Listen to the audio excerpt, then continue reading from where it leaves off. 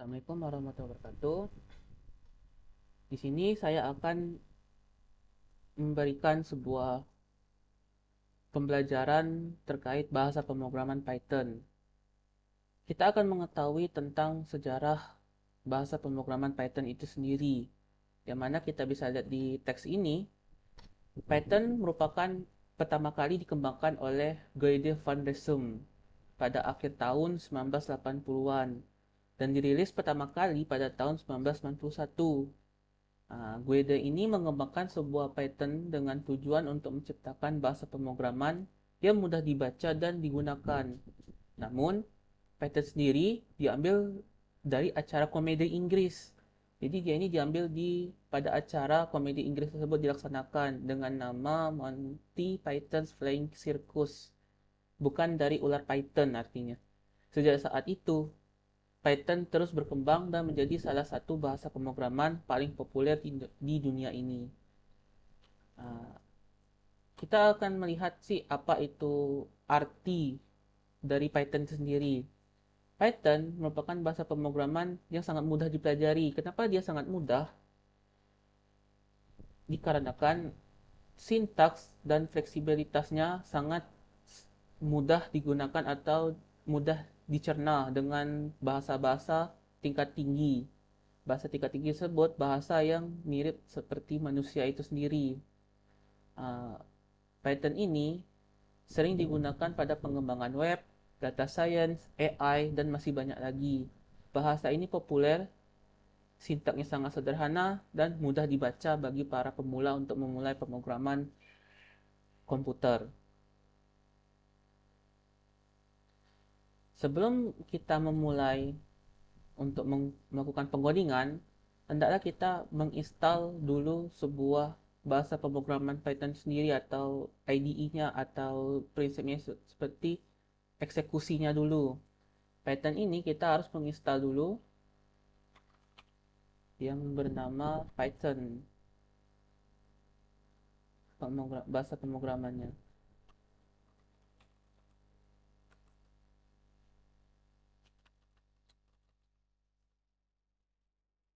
Jadi teman-teman dapat mengetik tulisan Python download. Nah, di sini kita klik Python download di Google Chrome. Nah, teman-teman dapat melihat ada di bagian download di sini. Di sini Python sudah sampai di versi 3.13 di komputer saya saat ini. Jadi teman-teman tinggal klik Python dan Pythonnya akan di-download di file folder teman-teman. Jadi teman-teman bisa mencantumkan file foldernya di area letak yang sesuai keinginan teman-teman sendiri.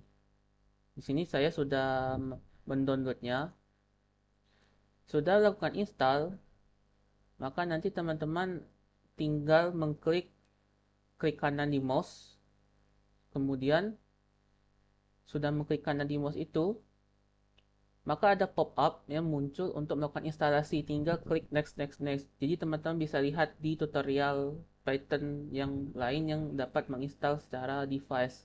Di sini saya tidak melakukan penginstalan secara langsung di webnya, melainkan menggunakan teknik yaitu PyEnv. Ini ada catatan saya untuk mendownload sebuah Python itu sendiri yang dapat dijalankan di komputer teman-teman. Di sini teman-teman dapat mengcopy atau menuliskan PyEnv ini atau mendownload secara langsung di komputer teman-teman.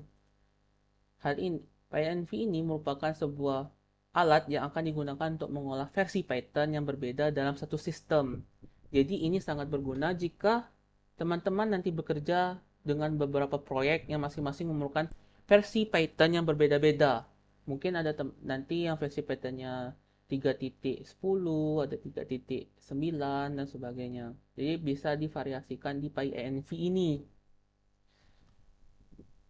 Nah, di sini kita bisa lihat ini adalah instalasinya. sudah kita menginstalasi, kita bisa melakukan instalasi Python dengan mengketik versinya. Nah, kita coba di sebuah Visual Studio Code. Jadi teman-teman juga harus mendownload Visual Studio Code. Apa kegunaan dari Visual Studio Code ini? Yaitu untuk melakukan pemrograman yang mudah nantinya digunakan pada saat mengcoding Python ini. Visual Studio Code ini bersifat open source, jadi bisa digunakan dimanapun dan kapanpun. Sini teman-teman dapat mendownloadnya secara langsung di websitenya Visual Studio Code itu sendiri dengan klik download. Nah, download for Windows. Nanti tinggal klik kanan dan lakukan instalasi secara langsung. Jadi teman-teman juga dapat bisa langsung melakukan instalasinya. Tentunya kita lanjut di bagian menginstalkan Python ya. Kita buka Visual Studio Code.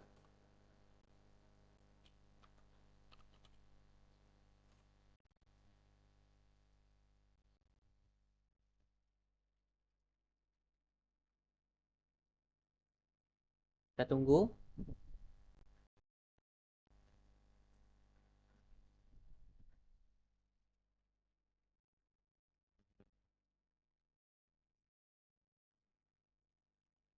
Nah, ini adalah Visual Studio Code yang masih kosong. Kita klik Open Folder untuk membuat foldernya sebelum kita memulai coding. Jadi saya letak di file H. Kita buat filenya dulu. Belajar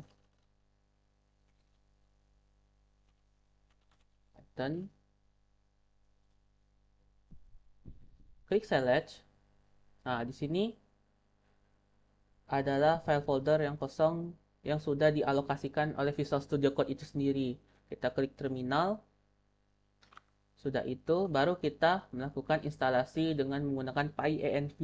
Jadi PyEnv ini alternatif yang sangat simple yang memudahkan nanti teman-teman dalam mendevelop sebuah bahasa pemrograman yang aplikasi yang menggunakan bahasa pemrograman Python itu sendiri. Jadi kita klik, kita akan memilih Python dengan versi 10 ini. Dengan kita mengklik di sini, kita lihat dulu di sini terjadi masih ada settingan di Visual Studio Code saya sendiri. Kita tunggu.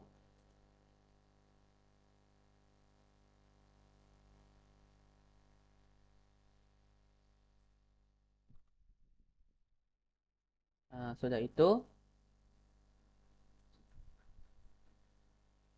kita akan menginstal langsung karena saya sudah menginstal dengan menggunakan git clone ini atau teknik clone-nya atau sudah menginstal pyenv-nya, kita langsung melakukan pyenv install ini dengan kita ketik pyenv install. Nah, di sini kita lihat versinya ada berapa, kita klik min L. Nah, di sini ada berapa versi yang kita akan install. Itu kita coba diinstal di 3.10 ini, di versi 3.10.11. Kita ketik pyenv install 3.10.11. Nah, sesuai dengan versinya, versi bahasa Python itu sendiri di 3.10.11. Sudah melakukan install ini, kita klik enter. Nah, dia akan mendownload dari Python versi 3.10.11 ini. Kita tunggu.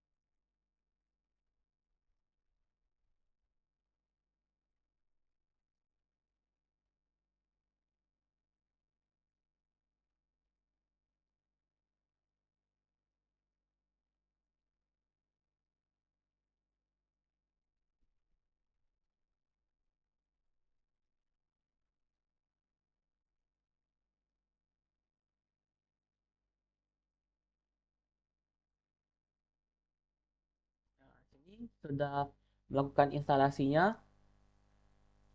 kita akan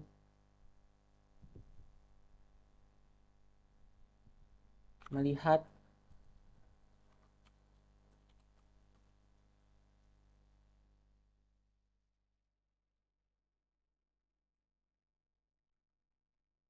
sudah kita melakukan instalasi, kita akan menggunakan Python tersebut yang versi yang sudah kita install dengan teknik kita menggunakan di bagian lokalnya, kalau sedangkan yang global ini untuk menggunakan Python itu secara seluruh sistem yang ada di laptop kita. Jadi kita cuman di bagian folder ini saja kita gunakan di bagian lokalnya dengan ketik pynv lokal,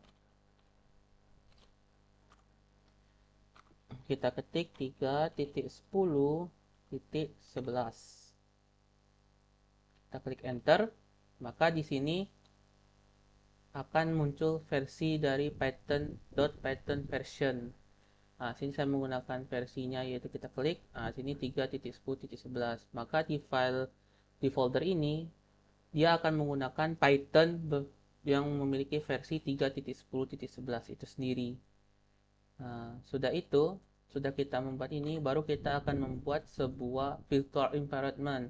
Apa sih kegunaan dari virtual environment itu sendiri?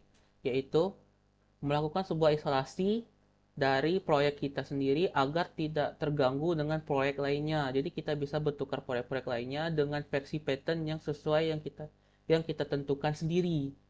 Itu keunggulan dari virtual environment ini. Sudah kita melakukan lokalnya di sini, maka kita akan membuat pynv di sininya kita akan membuat sebuah virtual environment. Sebelum itu kita akan melihat versinya apakah sudah terpasang benar atau belum. Python min version.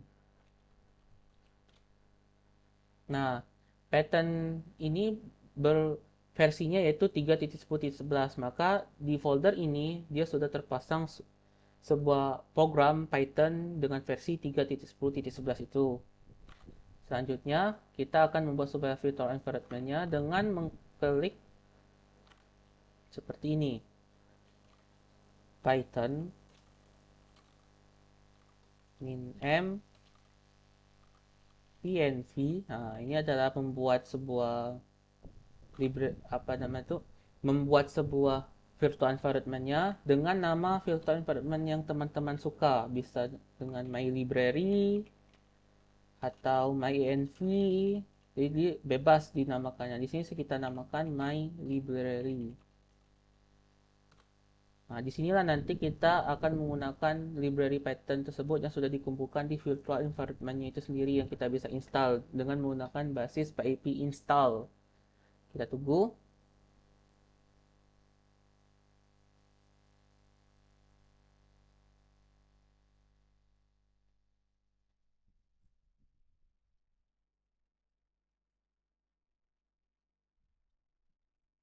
Sini udah diimportkannya sebuah virtual environment yang akan siap kita gunakan dalam membuat sebuah proyek kita ini. Ini bersifat proyek sederhana atau memulai sebuah pembelajaran baru dengan memperkenalkan Python itu sendiri. Di sini saya membuatnya. Dia akan menghasilkan sebuah folder yang namanya sudah kita sesuaikan, yaitu my library, terdiri dari ada beberapa folder dan satu file di sini, include, lib, dan script.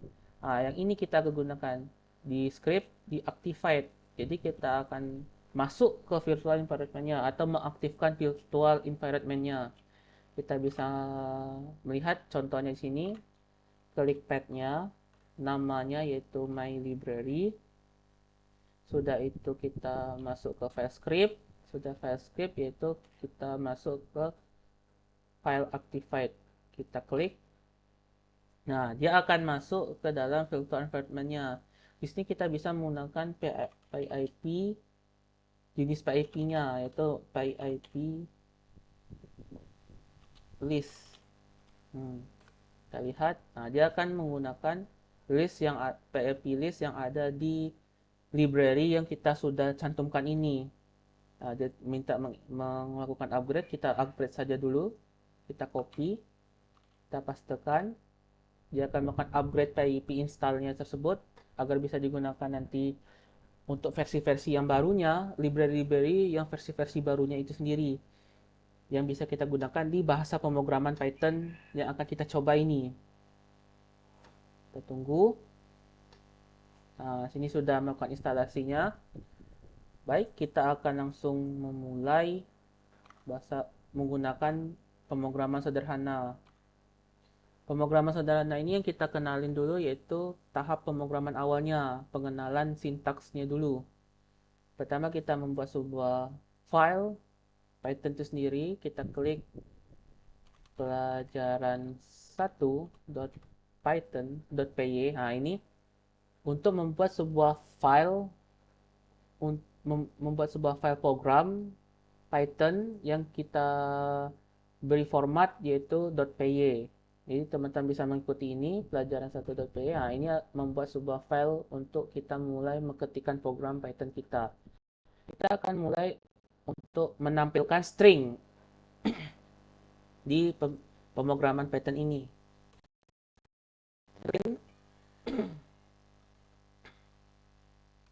Nah, di print ini kita akan menuliskan sebuah string bebas. Teman-teman mau cobanya, kita coba dulu hello world.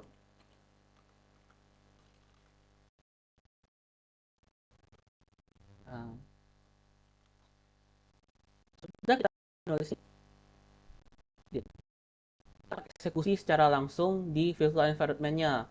Lihat di sini, pemrograman simple dan tidak berbelit-belit seperti pemrograman Java atau pemrograman yang harus menggunakan teknik main atau main loop terlebih dahulu, yaitu mirip seperti C++, Java, dan sejenisnya.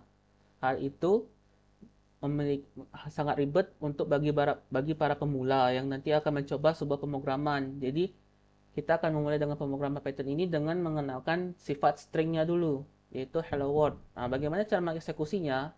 Eksekusinya dengan cara kita klik Python, kita letakkan di sini sebuah file Python yang sudah kita buat, yaitu pelajaran 1 .py, baru kita klik enter. Nah, di sini dia akan menampilkan hello world. Ini adalah eksekusi bagian pertama untuk menampilkan sebuah string. Menampilkan sebuah string di pemrograman Python sangat simpel dengan mengklik sebuah fungsi yang bernama print ini, agar nanti komputer dapat melakukan eksekusi yang ada tulisan di dalam sebuah fungsi yang sudah kita buat ini, yaitu print. Print ini merupakan fungsi default yang ada pada Python itu sendiri. Jadi teman-teman dapat mengujinya, bisa menulis juga yang lain. Print, halo, saya adalah pemrograman pertama.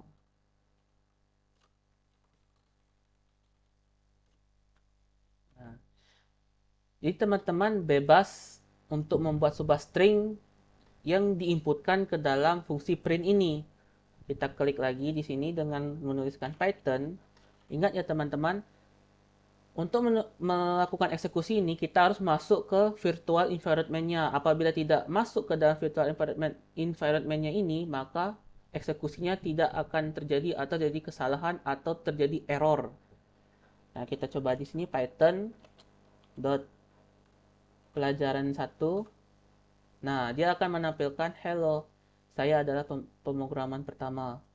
Nah, di sini dia akan menampilkan string yang sesuai kita tulis di sini. Sudah itu, untuk melihatnya, kenapa kita harus masuk ke dalam virtual environment-nya, karena Python-nya sudah tersedia di virtual environment itu sendiri. Apabila kita keluar dari virtual environment-nya, nah sekarang sudah kita melihat eksekusinya, bagaimana kalau kita coba keluar dari virtual environment-nya, apakah masih bisa terbaca dengan file yang sudah kita buat ini, file Python-nya. Kita coba keluar dengan mengklik di sini ada namanya deactivate. Kita copy, kita pastekan saja untuk cepat. Nah, dia akan keluar dari virtual environment yang sudah kita buat. Coba kita mulai Python 1. Ternyata dia masih bisa menggunakan atau mengeksekusi program tersebut karena dia bersifat secara lokal di folder yang sudah kita buat ini. Jadi penulisan dari sini dia masih tereksekusi. Namun nanti apabila kita menggunakan sebuah library yang kita install di my library ini, di bagian libnya ini ada sebuah package yang kita install, maka kita mau tak mau harus masuk ke dalam virtual environment untuk mengakses library tersebut. Kalau kita tidak memasuki virtual environment-nya, maka pemrograman akan terjadi error. Itu kegunaan dari virtual environment tersebut. Dia akan menampung library yang kita butuhkan untuk proyek kita secara terstruktur atau isolasi tanpa mempengaruhi sistem yang ada di komputer kita itu sendiri. Jadi seperti itu. Maka untuk video selanjutnya nantikan terus di video saya kali ini. Harap klik tombol subscribe untuk apabila teman-teman tertarik dengan video-video yang saya berikan pada saat ini. Akhir kata, wassalamualaikum warahmatullahi wabarakatuh.